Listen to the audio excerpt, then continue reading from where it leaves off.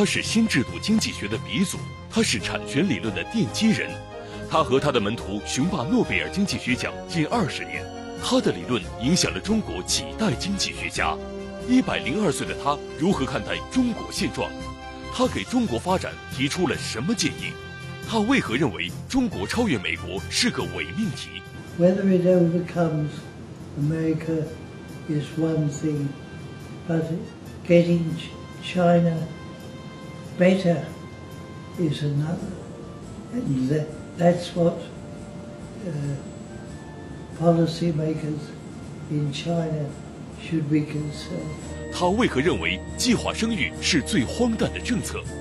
It's an aim to destroy the country. If you have a one-child policy, ultimately China will disappear. 他给中国经济学家们什么样的寄语？ People in the West are not going to be helpful because they won't understand what the problems are in China. 网易财经专访1991年诺贝尔经济学奖得主、新制度经济学创始人科斯，精彩内容即将呈现。科斯的学说与传统的经济学相比，更加直面真实世界。他的理论对中国的经济改革产生了深远影响。科斯对此表示惊奇和荣幸。科斯指出，中国商品市场的改革取得了有目共睹的成就，但思想市场仍需开放。Your theory has exerted a huge impact on China's economic reform. So, what is it in your theory that makes it so influential in China? I don't know. I'm pleased and surprised. Huge difference between the Keynesian, what we call the Keynesian approach, and the mainstream economics. For example, your emphasis on property rights, on the impact of law on the working of the economy, and certainly your concept of transaction cost and the forcing economics to look at the real world economy. That's all very influential, very receptive to the Chinese economists. Well, it has to be because economics, as practiced by economists in the West, is concerned with an abstract world that doesn't exist, whereas I want to move us to an analysis and discussion of the real world, and that's the difference. That's of course that's a totally different approach, different way of looking at economics, and that certainly is, I guess, why your ideas have been so influential in China, and particularly influenced the way the Chinese economists think about reform and so on. Yes, and I'm sure they're doing a very good job in China, and probably will influence the work that's done in the West in consequence. What areas in China's reform do you think that China has done a good job? It's done a very good job in the market for goods. There, the change has been dramatic. What we haven't seen is a change in the analysis of the market for ideas, but I think that will come. Could you elaborate? What do you mean by the market for ideas, and what kind of changes you foresee going to happen in China? Well, the market for ideas is quite different from the market for goods. The market for goods is one that affects everybody, whereas the market for ideas is one which only affects a relatively small section of the population, quite a very important one. That is what has been lacking in China. It is what is going to happen, and when it happens, we're going to see a very big change in economic policy, economic discussion in China. 科斯强调，生产更多东西和让中国变得更好是两回事儿。今天中国的人均 GDP 仍大大低于美国，发展水平依然较低。科斯不建议中国花太大精力学习西方，而应从自己的历史中总结教训。Nowadays, it has become very common for economists and policymakers to predict when China is going to become the largest economy. People here in America perceive the rise of China as a potential threat, and the people in China talking about when China be able to overtake America. Do you think China will overtake America? I don't know.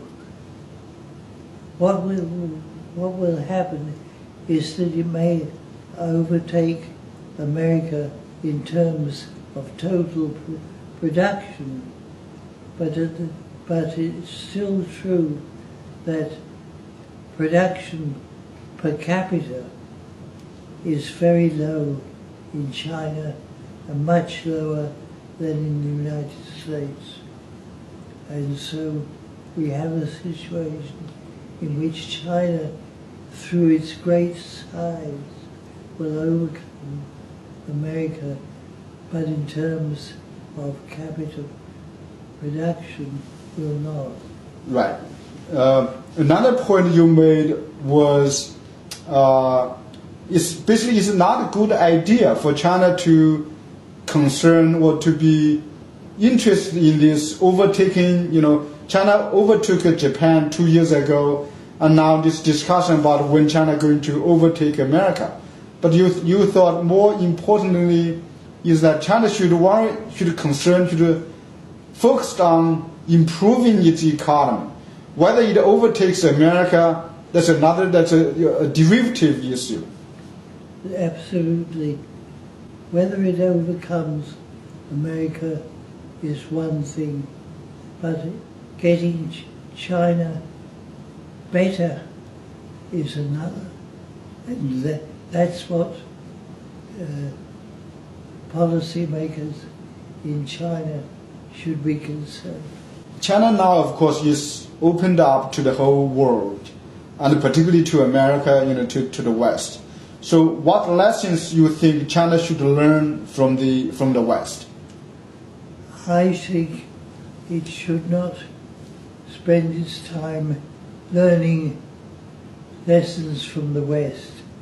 What it should concentrate on is improving its own economy, and there is a lot to be done in that regard. And certainly I think the point you made is that China has made a lot of mistakes, disastrous mistakes in the recent past, and China should learn from its own history. That's right. China has a lot to learn from its own mistakes in the past, and that is what it should concentrate on. 谈到中国的腐败问题，科斯说，只有直面腐败，认识到腐败的坏处，才有可能最终铲除腐败。科斯对中国土地所有制度感到不满，因为现行制度阻碍许多潜在交易，阻止了生产力的和土地价值的提升。Today, corruption has become a serious problem in China. So, and people have expressed strong dissatisfaction with government corruption. So what do you think is the best way to cope with corruption in China? I don't know enough about China to give answers to such questions, but it's easy to state the problem, and it's up to the Chinese to solve it. One point you made was, I think, is a very good point. That is, unless most members of the society recognize that corruption is bad, is wrong, then it is going to be impossible to deal with corruption. That's right. You have to face squarely with the problem of corruption, and when you do that, the society may succeed in handling corruption. The next set of questions asking about your opinions on, first is, what do you think of China's state ownership of land?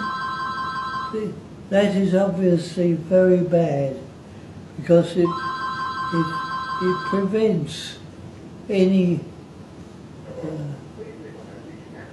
rearrangement of land ownership to make it more productive. And I think one point you made was land, of course. China is a huge country. Land has different quality and going to have different uses. And if you have a single uniform state ownership, that's going to be very hard to utilize land more efficiently. You are absolutely right. It's not only hard, it becomes impossible. 科斯认为，中国实行的独生子女政策是他听过的最荒诞的政策，具有潜在的毁灭性影响。计划生育破坏了家庭，最终会破坏经济。谈到对中国经济学家的期望，科斯说，不能指望西方世界，最终所有的难题要靠中国人自己解决。Then the next question is about a very controversial policy in China. This is the one family, one child policy. That is the most extraordinary policy that I've ever heard of. It's an aim to destroy the country. If you have a one-child policy, ultimately China will disappear.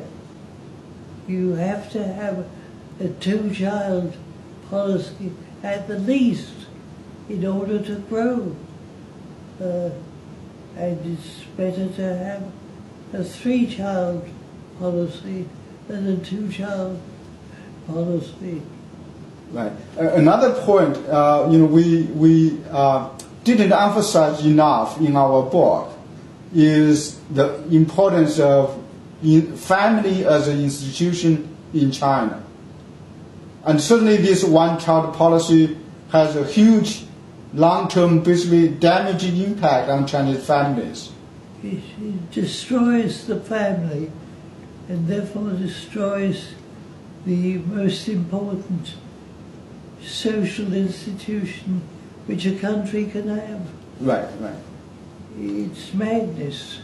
Do you have any advices you can offer to Chinese economists? Now they are facing this rising market economy for the first time, and some of them trained in the West, some didn't, but they now have this opportunity to study how a market economy works in China. What kind of advice you would offer to a Try to start a market economy and tackle the problems as they arise. I don't think one can work out what problems will come first, but it's up to the Chinese to solve their problems. People in the West are not going to be helpful because they won't understand what the problems are in China.